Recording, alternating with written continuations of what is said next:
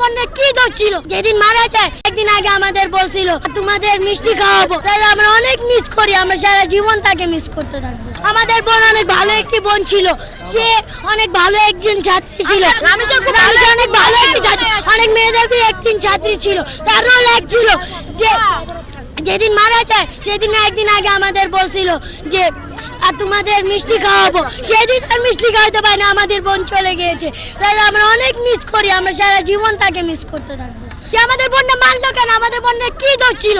সে মারবে কেন? আমরা তার ফাঁসি চাই, আমাদের চোখের সামনে তার উচিত, আমরা মানবো না যত পর্যন্ত না হয় তাকে ফাঁসি দেওয়া না হবে। সোহেল রানাকে ফাঁসি চাই, আমাদের সামনে যেন তাকে ফাঁসি দাও, না দিলে আমাদের হাতে যেন তুলে দাও, এটাই আমাদের দাবি। আমাদের বোনদের আমরা বিচার চাই, আমাদের একটাই দফা, আমরা তার বিচার চাই।